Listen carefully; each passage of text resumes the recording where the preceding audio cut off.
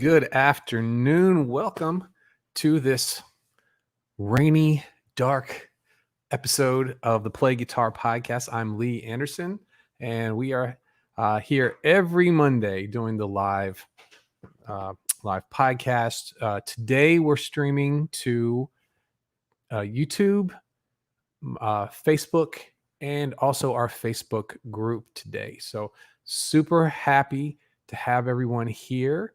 Let's see who we've got. So we've got Chris is here, Kevin's here, Evan is here. All right.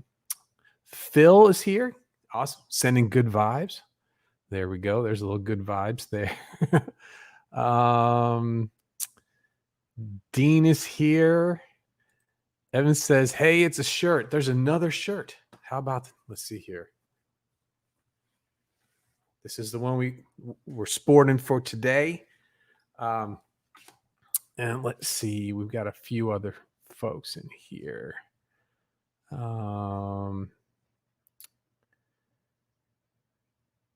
Okay, so yesterday we had a lot of fun with Scott Pallett, otherwise known as Scooter, who's a very, very good friend of mine and a very talented musician. And I want to thank everybody for hanging out with us yesterday. It was a lot of fun, and thanks for making Scooter feel very welcome. Today, we're moving on to the topic for the week, which is Hammer-Ons and Pull-Offs. We'll be getting started with the main podcast in just a minute, but Hammer-Ons and Pull-Offs are things people try. You see guitar players playing. There's some advanced stuff that you can do with that, but a lot of people have problems getting into it. Today's all about getting into using Hammer-Ons and Pull-Offs. We're also going to be talking about trills too, which is just another way of using that technique. And we'll be talking even some more advanced stuff, using some tapping and actually using the pick along with the tapping as well. So let's see here what we're going to do. I'm still getting everything together. Also, you're going to hear during the show, there's going to be a download for this.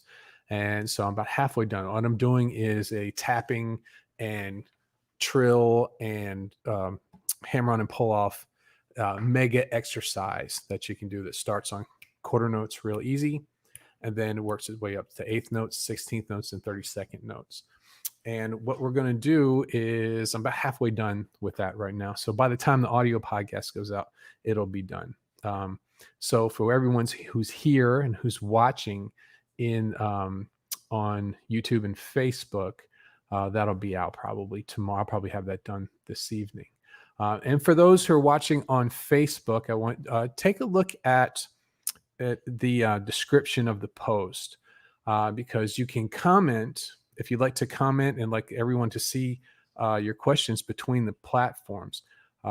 You're very welcome to do that. But if you would like for your name and your avatar to be used, kind of like I do right here in Facebook, there's one little step you have to go through to allow that, and there's a link for that in the description there. So Chris says the Scooter show was awesome. You know a good guitar player when he makes you want to play, as I did after the show. Yeah, man, he's a lot of fun. He's a lot of fun and very talented too. So the trill is gone, right? The trill is never gone. I love trills. So yeah, this is, we have guitar players of a lot of different levels. And one of the things I like to do is I like to have something for everyone today. But this is, tapping is something that a lot of people, even advanced players, have tried, but they may not use it as a part of their regular playing. And so having some place, kind of a ground zero to start is a good thing. And there's a lot of really neat uses for hammer-ons and pull-offs as well. Okay, so I'm going to get the show started. Let's see here.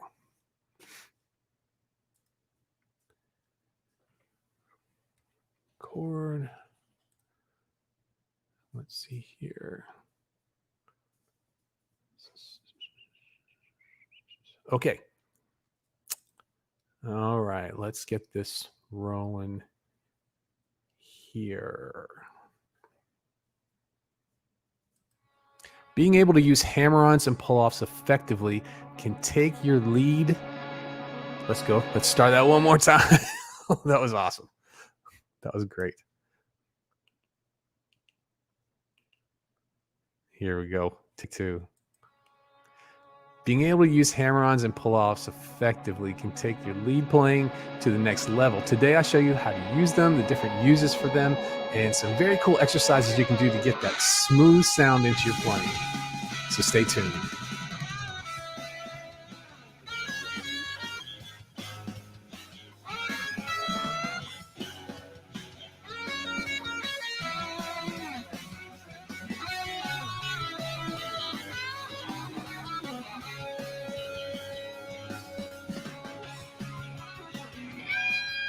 Hello, welcome, friends, to episode 136 of the Play Guitar Podcast. I'm Lee, and this is the podcast that's determined to make you a better player. No matter if you're just starting out or you've been playing for years, this is the show that will help you become the guitarist that you always wanted to be. The earliest memory I have of when I realized that someone was playing something fast, but they weren't using a pick, it was the trill. In the beginning of Robin Trower's Bridge of Sighs, it didn't sound choppy like a really fast pick run. It was just back and forth between two notes, nothing fancy. But something about the sound of that captivated me. It turns out he was playing off of the open D string, and he was playing back and forth between the open D string and the second fret. And he was only using the second finger of his fretting hand. It was going on and off. No pick attack at all. So I sat down to figure out what he was doing. And after a while, I figured out, and I started hearing this in lots of other places, in other songs, and all sorts of different styles of music. It's the technique of hammering on a fretted note and pulling off to another lower note, and usually on the same string. It's been around for a long time. It looks great, and it looks easy to do. But what I found out pretty soon is not so fast. There's a learning curve to this. So today we're going to take a good look at hammer-ons and pull-offs. So let's talk about how to play them. Here's how to play hammer-ons and pull-offs. So let's start with hammer-ons. What we're ultimately doing is sounding notes without our picking hand. How do you do that? Well, by sheer force. What you find is that just by hitting the note you want with a finger on your fretting hand, the string, it starts to vibrate.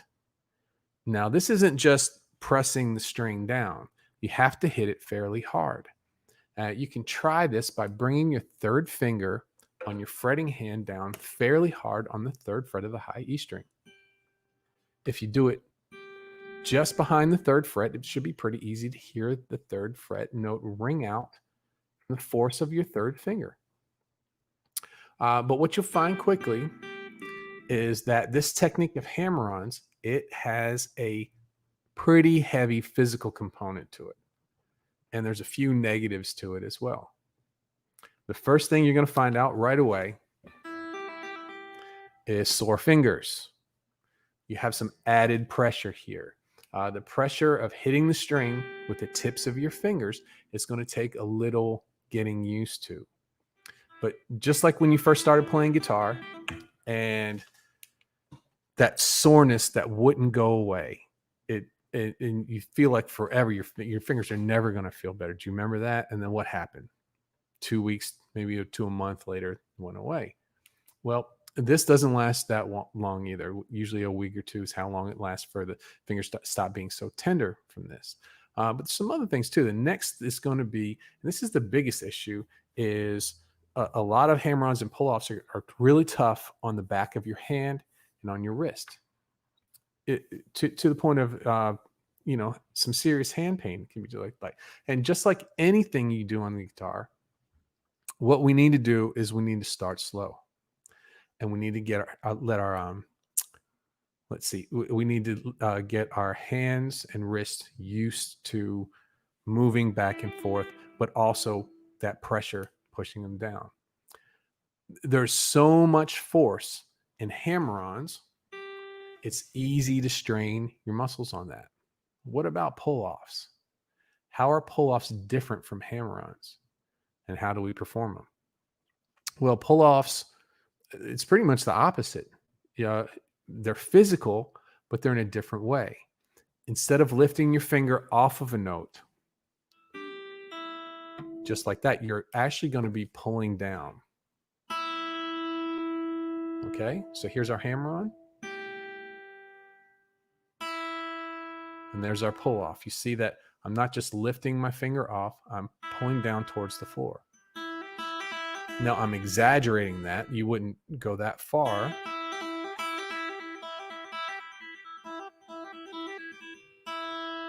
Wouldn't go that far with that, but pushing down like that, it almost lightly plucks the string. And it opens up the note behind it. It lets the note behind it ring. It's like picking without a pick by using the pads of your fingers. You can try this by fretting the third fret of the high E string. This is what I'm doing. And moving your finger down towards the floor. Just back like that. And after a while, when you put them together, the fun starts to happen. Hammer-ons and pull-offs were made to go together. It's a peanut butter and jelly thing, right? Once you get some momentum going, they become easier to get the string ringing. So let's talk about what I just did. Using the example from before, we're going to hammer on, pull off, hammer on, pull off. I know most of you have your guitar with you right now. See how long you can go with this. What's surprising about this is how much effort it takes to keep this up. So I talked about the Robin Trower. It's really a trill. We're going to talk about trills in a minute. After a minute of doing this, I've only been doing this for maybe 20, 25 seconds. After a minute of doing this, you're going to be feeling it. You're going to be feeling it across the back of your fingers, the back of your hand, down in your wrist and down your arm too. It's really, really, really taxing on your hands. This is something that could definitely benefit from regular daily practice to build your strength and endurance. Another tip to get your hammer-ons and your pull-offs together is to use proper finger placement. So what happens, I see a lot of people who try to do hammer-ons and pull-offs, they pull back from the frets. You see them playing over here, and it takes a lot more effort than if you were just right. See how I adjust my position so that my tapping finger, my hammer-on finger, is right on the fret or just behind it. If it's too far in front of it, you're going to get, some muted notes.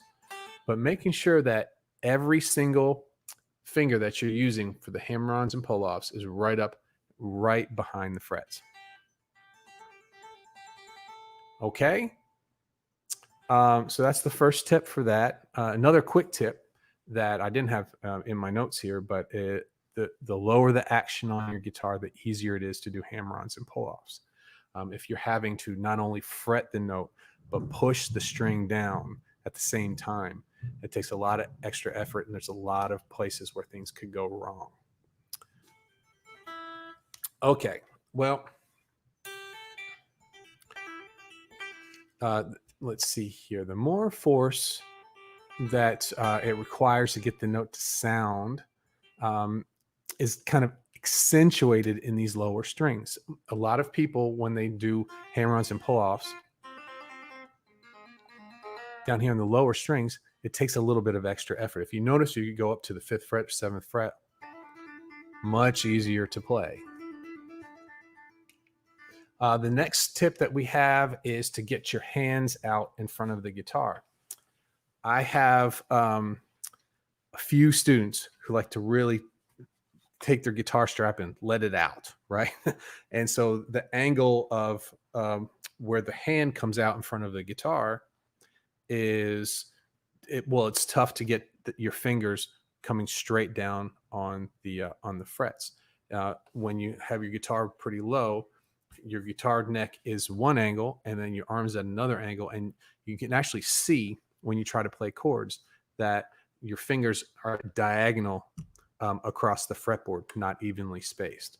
So getting your thumb on the back of the neck, right in the center, and lifting the guitar up just a little bit so that your hand can swing out evenly. And a good way to test that is to put each finger on a fret. Okay. See the difference? So here's me with a low strung strap, and my fingers here, I'm trying to figure this camera out here. My fingers are diagonal. And then when I get my thumb on the back of the neck and have the neck up a little bit, it's really easy to get your fingers straight across the strings. Okay, so that's the second. Let's see here. Another problem that a lot of people have when they're starting to do hammer-ons and pull-offs is finger creep. So as you start to do, especially for extended times, and even if you're doing a 4-fret spacing, and if you may start with your finger right up underneath the fret, over time it starts to creep back and get tougher and tougher and tougher and add more strain to your hand. So making sure that you keep your hand in playing position as we start playing, it's staying as close to that fret as you can. Even when you start to wear out, it's going to make it much easier. So we need to build strength in the fingers. We need to build strength in the back of the hand and the wrist. And you're going to have a little bit of pain with that. That's okay. But these are just the basics of hammer-on and pull-offs. So what are some different uses of hammer-ons and pull-offs? Well, the first use I'm going to go over is trilling. And trilling is when you play, when you repeat the hammer-ons and pull-offs back and forth. And you get movement between the two notes. So I'm not going to use the open string this time. I'm just going to play, let's see here, play the 3rd fret and the 5th fret on the high E string. Just going back and forth. One note to the next note. That's trilling. You start this off with the hammer-on, or you can pick the first note. Either way is fine. It's just to get that momentum going. And this is by far my favorite use of hammer-ons and pull-offs. It's the one I talked about earlier. It's very common in Jimi Hendrix, Robin Ford, Stevie Ray Vaughan, that style of guitar, which I really like. One of the fun things about playing trills is being able to vary the speed as you go. Really neat sound going from a slow 8th note trill. Let's see. Up to as fast as you can play. And then back slow again. It adds a ton of atmosphere. Doesn't matter what style of music you're playing. Really neat sound. But playing a trill in time, especially at faster tempos, it always sounds cool. Another way to play a trill is to take advantage of the open strings. Incorporating the open strings frees up one of your fingers. It tends to have more sustain too when you use an open string than a trill up high. Let's talk about another use for hammer-ons and pull-offs. We'll wait just a second here. I'm going to check the chat real quick here. Just make sure everything's going good. I saw that we were off by a half second for someone, but looks like everything's caught up by now. Awesome. Familiar faces in there too. Pork chops in there. Awesome. Great. So drop my pick here. Got a pick.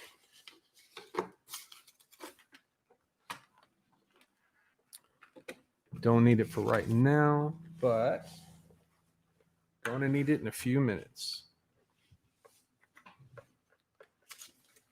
All right.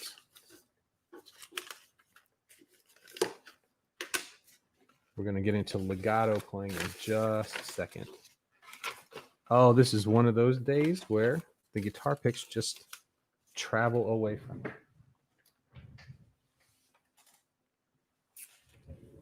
Well, we're just going to head on without the guitar pick. Okay, so let's talk about legato technique. Way back, it was, I think it was episode 27. I did a whole podcast on legato. And playing legato gives single note runs a very smooth and a very flowing sound.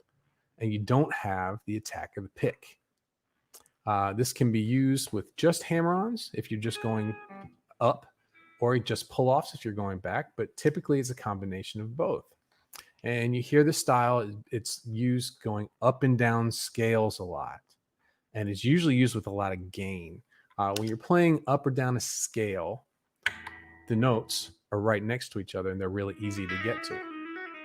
When you play legato technique over large stretches and you go across the strings, you need to, really get your act together for that. That takes a lot of practice to sound correct.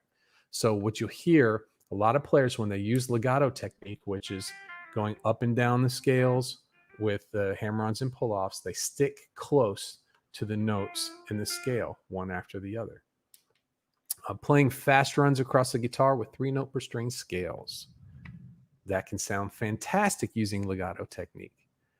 3-note per string scale runs, hammer-ons and pull-offs are very common. And that's mostly because you only have to pick once per the string, and then you get 2 hammer-ons or 2 pull-offs before you have to move on to the next string. It makes it super easy to think about, and you have uniform finger placement on the fretboard. So if you haven't ever checked out 3 notes per string scales, they're a great way to travel big distances on the guitar in a short amount of time. They're also a great way to get a lot of speed. They're great for playing fast. And I have check the show notes. I have a free giveaway that has all the different scale patterns for 3-note per string scales. Okay, so let's talk about the last and the most popular use for hammer-ons and pull-offs, and that is tapping. Tapping takes hammer-ons and pull-offs to the limit. You're adding another element to the process. You're going to add the pickers, the fingers of your picking hand. The fingers of your picking hand extend the range of the technique. So it's usually you've got your first finger. Sometimes it's the third finger on your fretting hand, and then you'll use the first finger of your picking hand to fret a note higher. Okay, but that's not the only way to do it. There's many different techniques. I think it was Brad Gillis who had like the 8-finger tapping technique back in the 80s. But these things are great because now you're adding a third note to the scale. And so one of the things that people love to play with tapping is arpeggios, especially triads, because triads, 3 notes, right? It's common to hear tapping with them. So if let's see here, first finger and third finger of the fretting hand, and then first finger of the picking hand, using the root, the third, and the fifth of your arpeggios. And those are the chord tones that complete the harmony. So let's take a look at that real quick. I'm going to demonstrate all of these in just a few minutes, but we're going to take a look at this right now. Let's just build a chord. So let's build a D major chord. So we have a D. I'm on the B string, D at the 3rd fret. And then we have F sharp at the 7th fret.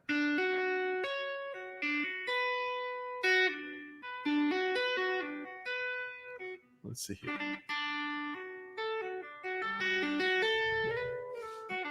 Okay, so D, F sharp at the 7th fret, and at 10th fret we'll have the A. I'm tapping first finger at the 10th fret, B string, pulling off to the first finger on the 3rd fret of the B string, and then hammering on the pinky on the B string at the 7th fret. So we have hammering on, pulling off, hammering on, pulling off, all in succession. Okay, so that's the basic triad, and what you can do is start to make adjustments to those notes. And when you start to change those notes around, they start to outline different chords, and they'll suggest different progressions. It's a common practice to replace the first finger of your picking hand with the edge of your pick. This is the time that I was going to demonstrate that, and the pick is in, Chris says, my pick is in the Matrix. Poor Chop says the pig's in a different universe right now. And Phil says, check the washing machine. So, see, Evan says, the elusive pick. I need to buy some. I have no idea how they go so quick. This is really an inopportune time for this, because I set the pick down like here, and now it's time. So let me do a quick pick check here. No, not on the floor. On the seat. On the seat. Blue pick.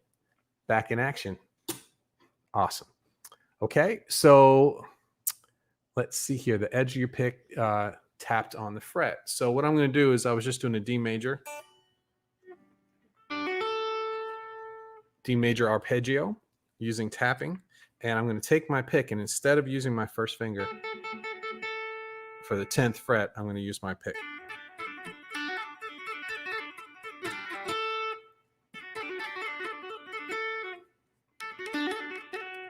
And basically what it does, it adds a more percussive sound to it. It doesn't sound like you're picking. Let me do my part here. You hear a lot of that. It counts.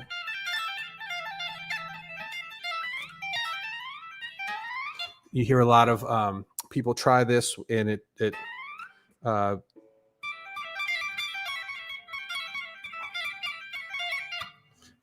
you can go very easily slide in and out of notes on the upper part of it with the pick, getting a really neat sound. It's not something I've used in a long time. I don't really call for it in a lot of the types of music that I've been playing, but why not, man? It's a good sound. It's a very cool sound. I'm gonna try and do some different things with that. So let's see here. So I'm going to go ahead and I'm going to change the camera. That way I can get some hammer-on and pull-off examples for you. And then we'll talk a little bit after that about the download that I have. Okay, so the first one we're going to use is we're going to use the open string for 2 notes. So let's go ahead and change the camera.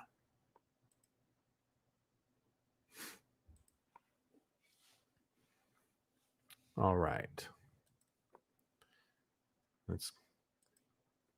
Okay, so we're going to work through our examples. So open string, 2 notes using the open D string to the 2nd fret of E. Okay.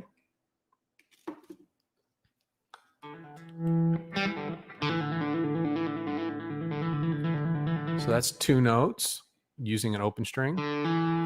We could do 3 notes using the open string.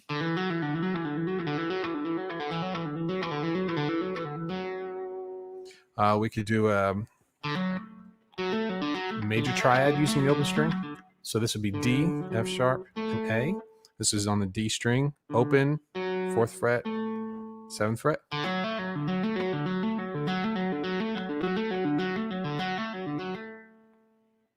Now we're going to move on to same 3 notes, but we're going to adjust the note that's on the 4th fret to the 3rd fret. So we're effectively taking our major third to a minor third. This one's really tough because you have a really big stretch here.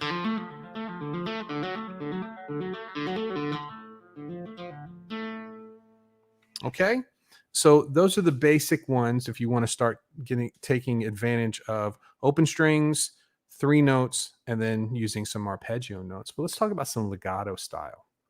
Let's talk about let's pick a key. Let's pick A minor. Okay, so I'm going to get a loop here.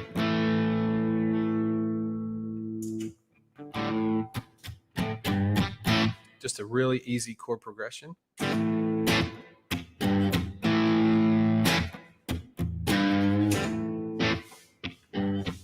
I'm going to add a little extra gain to this to make it really easy.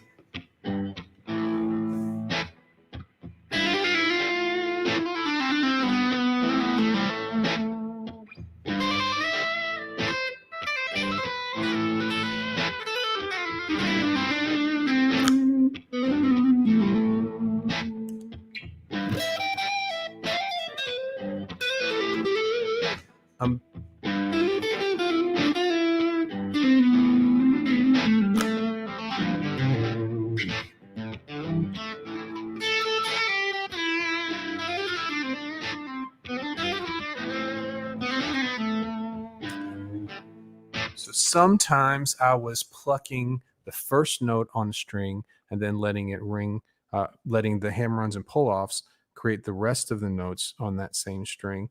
And then when I moved to the next string, I would do the same thing. But sometimes I was just hammering on the note right there. And if you notice, I changed my pickup selector in the middle of that, because when I started trying to do just hammer-ons and pull-offs with the neck pickup, the volume was dropping. It wasn't as sensitive. So you find that a lot of times with doing legato technique, because of the lighter force that's being played on the strings, that your bridge pickup may have those notes pop out a little bit more. Okay, so we went through, there's a little bit of legato technique in A minor, and we moved into different positions. And then we talked about arpeggios, building chord shapes with open strings. So let's make something fun up here. Let's go through some chords. So what we're going to do is we're going to do just an easy chord progression. Let's do a 1. Let's pick, we were in D before. So in D, we could do a D.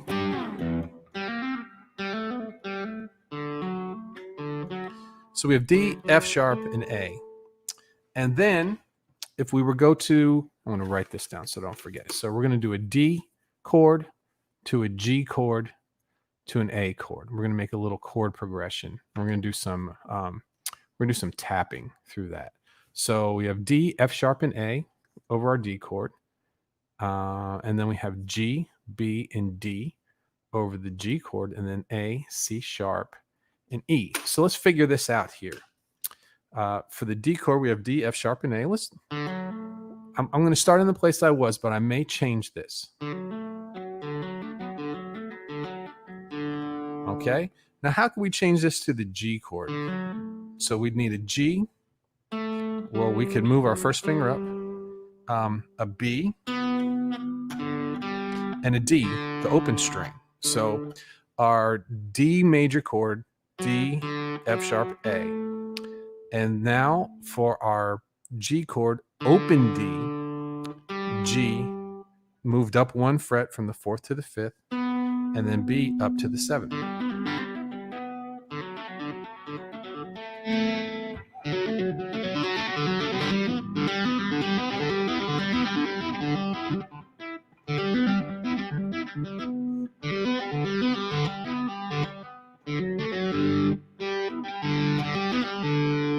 And we can do that with tapping.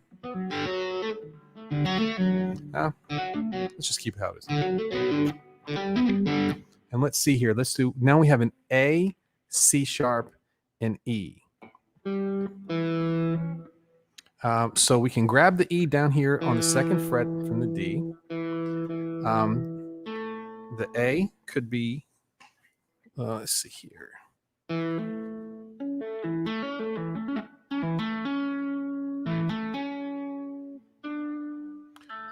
so we could pick up the C sharp on the 11th fret on the same string too. That's a big stretch. So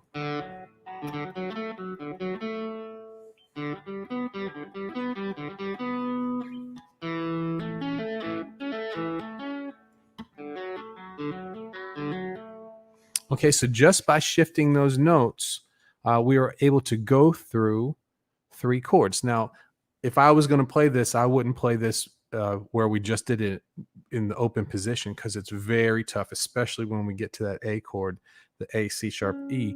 If you can see on the video, it's a big stretch on the left hand, and then having to bring that first finger up higher too. It just makes it a little bit more difficult to play. Okay, so let's see here. Okay, so we're going to talk a little bit about let me switch the camera back.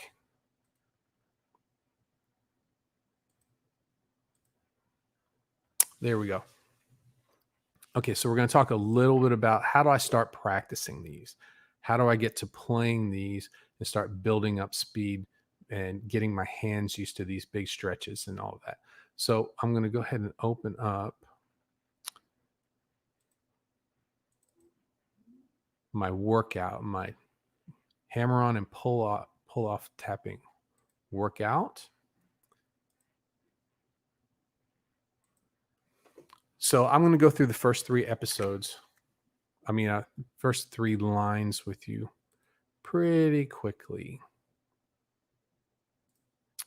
And then let me see if I can share my screen. If I and we're going to take some do some chat in a few minutes too. So when sometimes this screen sharing doesn't work, I'll be right back if things don't go well. All right. Here we go. All right, let's see here. So this is the first page of our workout. Now, what we've got here in the first line, we have quarter notes. And that's open to 2, open to 2 on the D string. Then we move to 8th notes.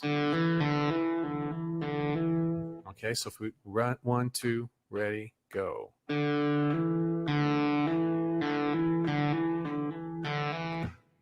So there's our quarter notes, 8th notes. Then we're going to move to 16th notes.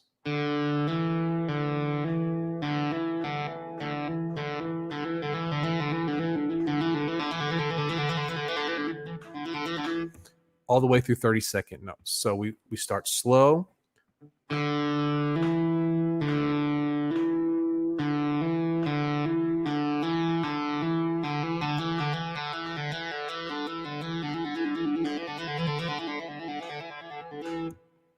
That's the first line. So you see what we're doing. We're taking one movement, we're starting slow, and then we're going across the rhythm values. So we're going to start quarter, 8th, 16th, 32nd. Let's take a look at the next one. The next one doesn't use open strings. So we're going to be, this is going to be 3 to 5 on the A string.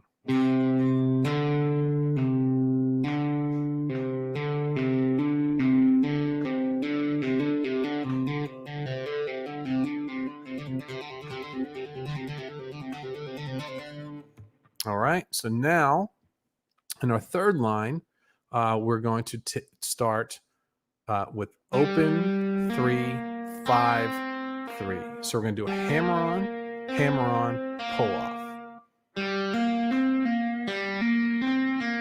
Okay?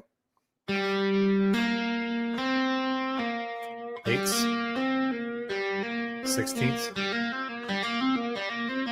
32nd. I missed that. Okay, it gets fast there. And then the last one I have here, we're going to start doing some major to minor. That's open E string, to the 4th fret, opening of the E string, to the 7th fret of the E string, and back to the 4th fret. Then when we go to 8s, we're going to move that 4 back to a 3, and now we're going to get the E minor.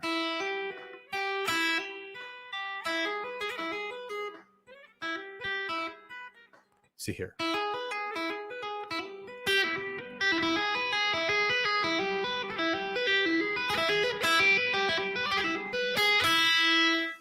Moving back and forth from quarter note, 8th note, 16th note, 32nd note. Starting those super slow is probably the best way to get at those. The 32nd notes are going to be tough. For me, with those big stretches, you just heard the 32nd notes were pretty tough there. And this will be available for you tomorrow as soon as I get the PDF out there for you. Okay, so what I'm going to do now is we're going to head on over to the chat and spend a little time about in the chat, but I'm going to go ahead and close the podcast out before we do that. Okay, let's go ahead and close the podcast out. Okay, so that's a wrap. Thanks for joining me today for the Play Guitar podcast. If you like what you heard, please subscribe to the show in Apple Podcasts or your favorite podcast player. Also, I'd like to really appreciate if you could leave a review for the show. If you're just starting or you're new to the guitar, head on over to starthereguitar.com. You'll check out my premium 11-week beginner's course that gives you the foundations you need to move forward correctly on the guitar. Follow me on all my different social media pages. Links to them are at playguitaracademy.com. Thanks again, and I'll see you on the next episode. Okay. Now it's just the video thing. This has been one of those days, man. It's pouring rain. The electricity flashed halfway through this podcast. I lost my pick. It's just been one of those days. I think we'll get a podcast out of it though. So let's go ahead and let's just hang out in the chat right now and take some questions or just hang out. We got another 20 minutes that I've got to hang out here. So let's check. Here's Phil. Phil asked, does the pickup affect the difficulty? Like, for example, if you play pinch harmonics, it's way easier on the bridge. Yeah, and it's I talked about that when I was doing the legato in A minor. And on most of those A minors, I picked the first note and then hammer on and pulled off the rest of those. And now I'm on the bridge pickup.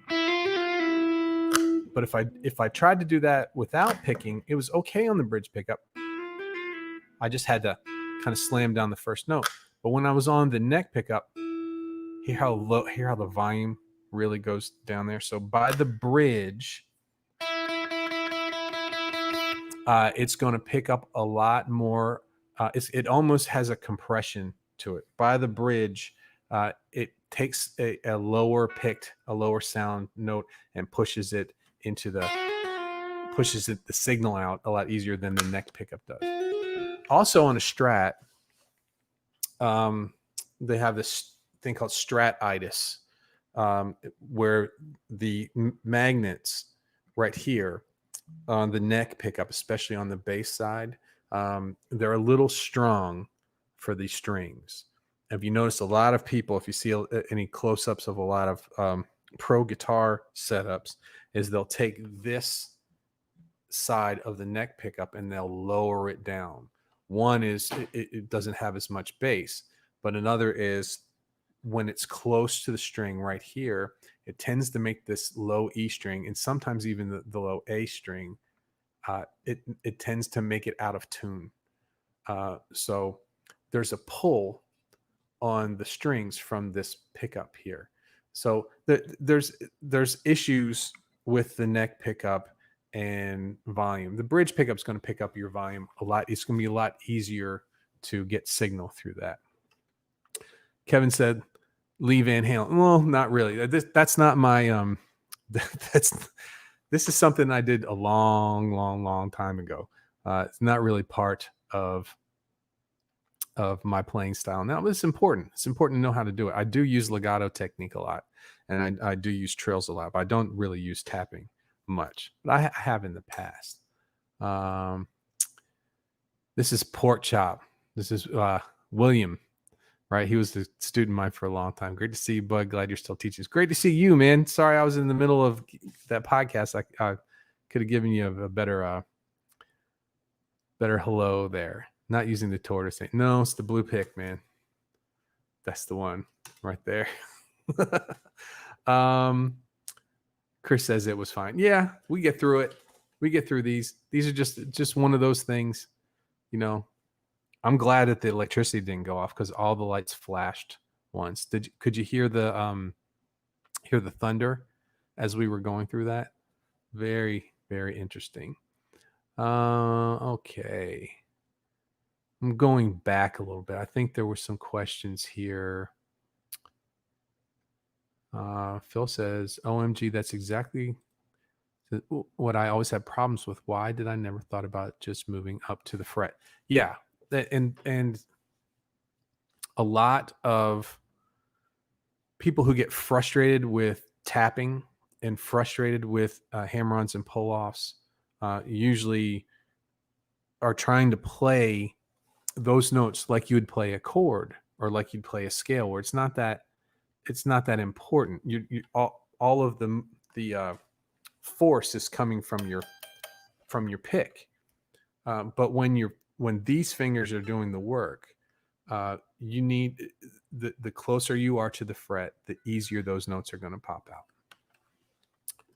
All right, let's go see a little bit more here.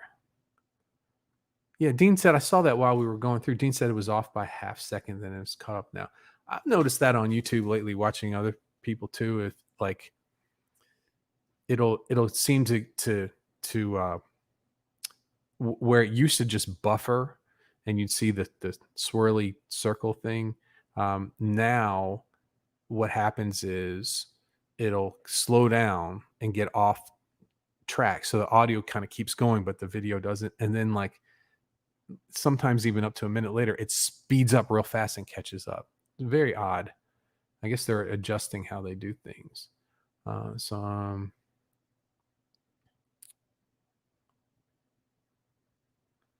Evan said, I saw it in your eyes that intro was getting re-recorded. Yeah. It's just one of those days. That's all right, man. I'm good with it. I'm good with it. It was still fun anyway. And I know this is going to help a lot of people because I deal with this a lot. So Phil says, Lee, I'm pretty new in the community and I still wonder if you're an old guy looking young or a young guy looking old. That's the secret, isn't it? I'm not young, I'll tell you that. I'm not that old either. I'm right where I want to be. That's what I got to say about that. Going back even farther with the chat. Let's see. Oh, so there's Evan. Evan says, I kind of had to bow out of the Scooter Cast yesterday. That's a great name, the Scooter Cast. Still exhausted from fishing Saturday and needed another nap. Yeah, all day out in the sun, that'll do it to you. That'll definitely do it to you. So let's see here. Joe says that was awesomely. Thanks, Joe. I hope, I hope, I know like someone like Chris who does a lot of tapping. This is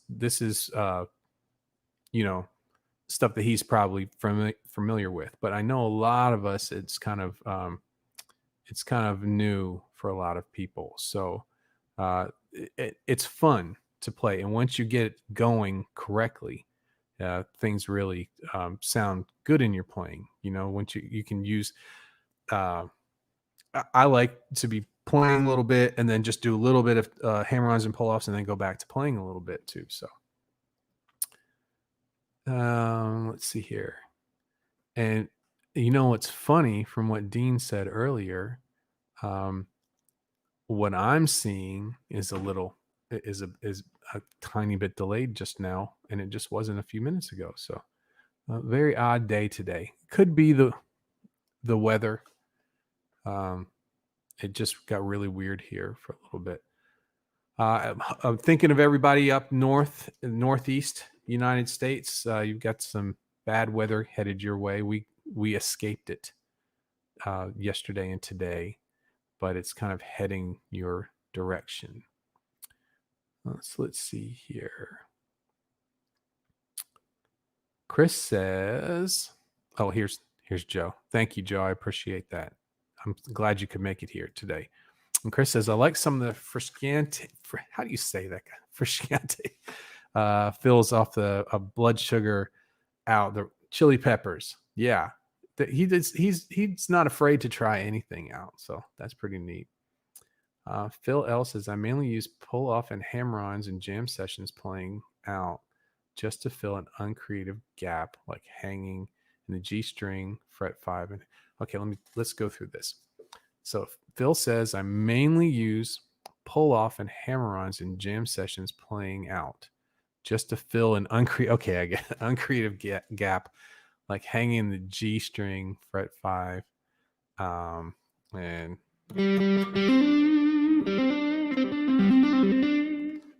yeah, that instead of just filling time with something like that, take some time to work something out.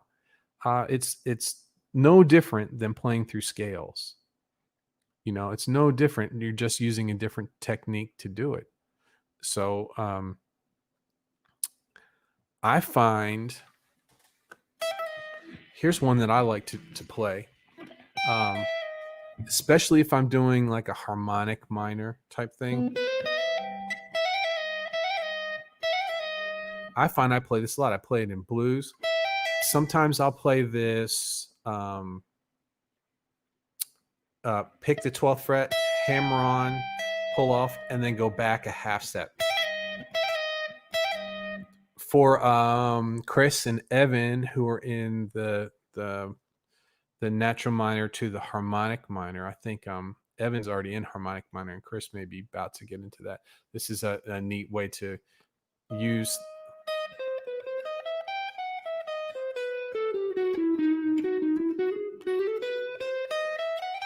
I tend to, or, and also for diminished too. Say, I was playing an E.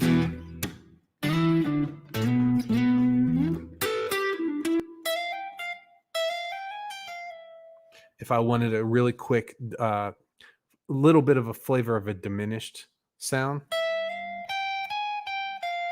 what I would do is 12th fret, 13th, 15th, 16th, where I'm only plucking the 12th fret.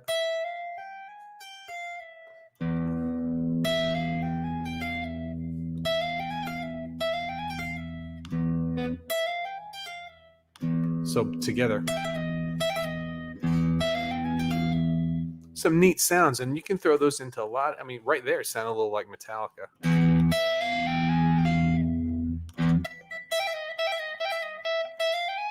Had a little Kirk Hammett sound to it there too. So that's an easy place to play that. If you're playing in E, that's right at the front of the E minor pentatonic. And let's see, we got some new comments here. Let me check. Cokes here said, what I missed. You missed a rough day, man, but we're still having fun anyway. Let's see here. Chris says there's a good one on the righteous and the wicked. Yeah, I'll check that out. I haven't listened to that in a long time. And then Chris says, I think even just knowing the theory, Lee, why it works, the major and minor example is good, and just changing your notes using the open string as a pedal tone. Yeah, because you're playing triads all the time, and most music you're playing triads. So why not play your arpeggios on one string? That there's nothing wrong with that. And using what I like about it all on one string is you see the intervals, So we did, what key did we do? We did D.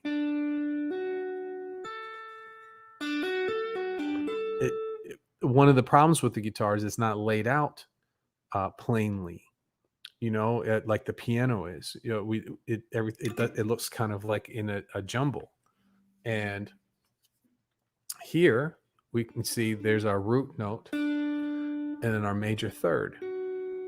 Well, how many frets does it take to get to a major third? 1, 2, 3, 4 frets after the first. That is whole step, whole step. That's a major third.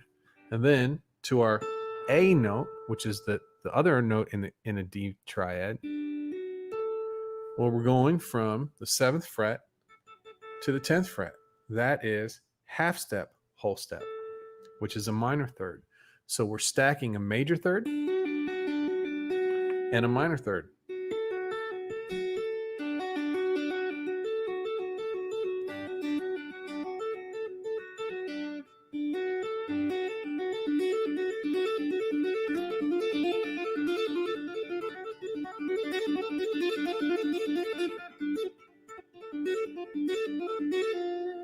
Like, it helps with hearing the arpeggios and visualizing them too. So I agree with you, man. Thank you, Chris. That was great. Okay, we're getting close to the top of the hour. It was great hanging out with you guys today, and I'm glad we made it through without a total train wreck on this one. But I think there's some good stuff in there, and I'll do a little editing for the audio podcast when it comes out. Let's see here. Gonna go back, make sure I didn't miss anything. It's great seeing some new folks in the chat too. It was great seeing Phil and Pork Chop. Who's William, by the way? And I think there's and great seeing, and thanks again to Dean, man. This shirt is really comfortable too. So what'd you guys think about the tie-dye shirt on the last episode too? I really liked that one as well. So Evan says, I was useless for practice yesterday, tackling the harmonic minor part of practice after work today. Okay. All right. So good to see you, Joe. Good to see you. All right. I guess I'm going to call it. Thanks everybody for hanging out with me today. And we got through it. And what do you guys think of the new platform as well, being able to move through different things? I can have up to 10 different guests on at a time, and I can share the screens, and let's see, there's a bunch of other stuff that's in here too. Let's see if I can. Let's see here.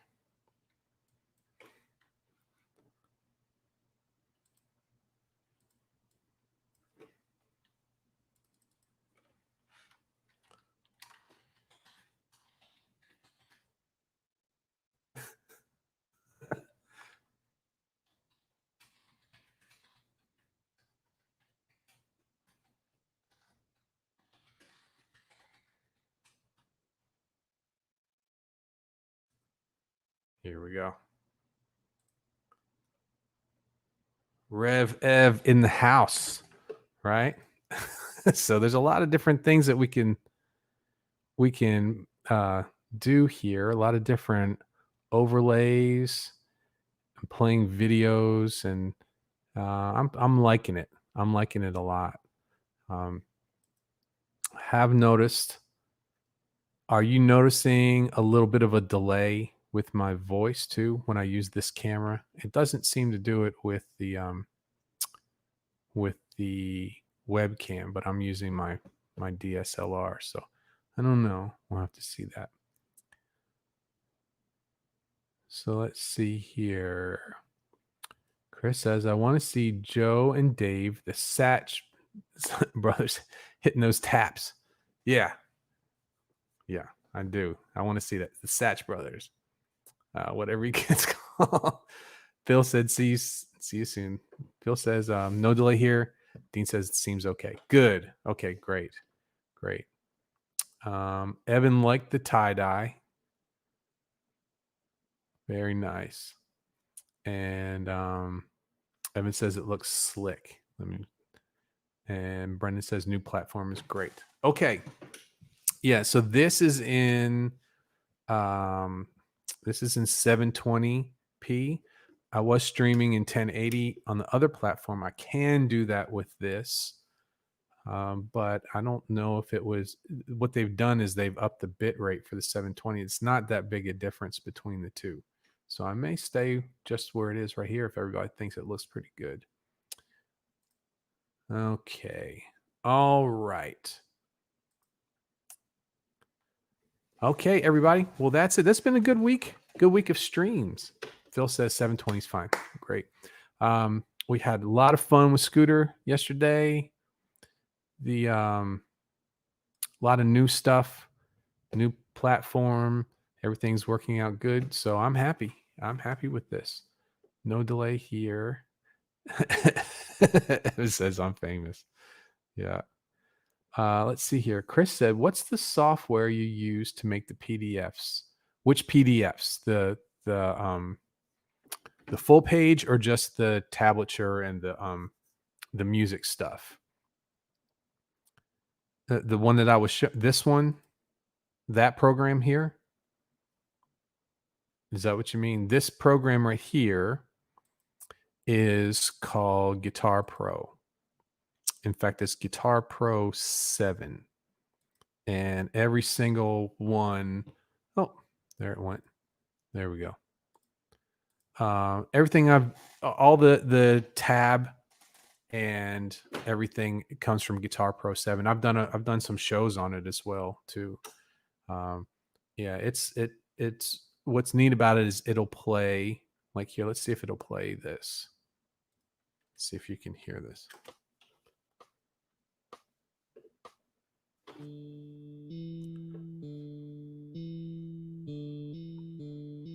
So it'll actually play back for you what you write in.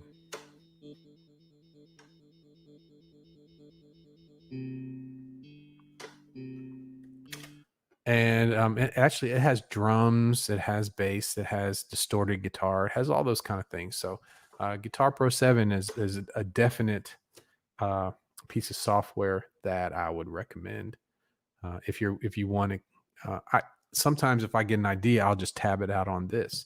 But what I will do for the PDF downloads is I'll make what we need to work on in Guitar Pro, and then I'll throw that up on Canva and make a nice looking PDF from that, and so that's so that people can easily download it right there. That's kind of my process with that. There's a few programs that are worth getting. Guitar Pro is definitely worth getting, especially like if you like tabs, if you like downloading tabs off the internet. They have tons of songs that people have tabbed out with this, and you can slow it down and it plays along with the tab so you can hear what it is. It doesn't sound great, it's kind of midied stuff. Chris says, I understand note length, dotted notes, but struggle with different length rests, etc. Yeah, well, they're even with the regular durations of notes. So if you you have whole notes, half notes, quarter notes, eighth notes, 16th notes, 32nd notes, and then you have dotted eighth notes. So you put a dot on anything. A dot on anything is that rhythm plus half of it. It lasts half of its value longer. So it's like a dotted eighth or dotted quarter note is like a quarter note and an eighth note tied together. So it lasts that long. So if you understand note length in dotted notes, when I would think that the only thing that would hold would be a struggle for that is just that the symbols that they use look different. And I don't know if I can get this to. No, I can't get that big enough for you to see here, but we'll talk. I'll go over that sometime with you. No problem. Joe says new platform is really cool. I like this better. Let's see here. I like this better that I can feature chat instead of having just the full chat scrolling down. This way, I can just keep the one chat, the one that we're talking about at the time featured, and then take it out when we're done with it though. So, okay. So Dean says, well, Chris says, will you get the free PDF tomorrow? Yeah, I'm going to work on that later on this evening. So it'll be out tomorrow. And let's see here. Dean says you should bring more guests on. I'm working on it. In fact, before the pandemic happened and before I had to move, I had just started that, and I was right about to start getting in touch with some different people for some interviews. And then the bottom dropped out, and the pandemic happened, and we had to move.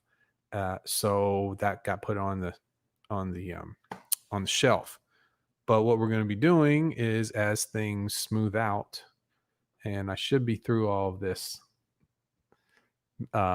stuff by the end, in about a month and a half. So I'm going to start contacting some people, and we'll get into doing some interviews there. I enjoyed interviewing people. I think it's a lot of fun.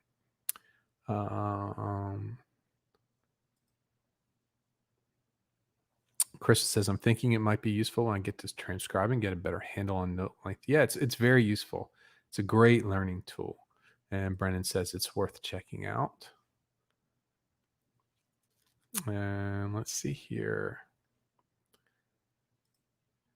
That new platform is really cool. Good. It's a lot easier to use.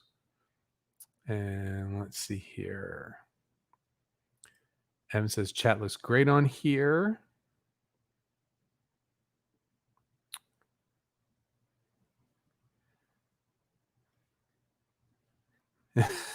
And Chris said I had to cancel my interviews with Gilmore and Page. Yeah, you've got the inside scoop there, I guess.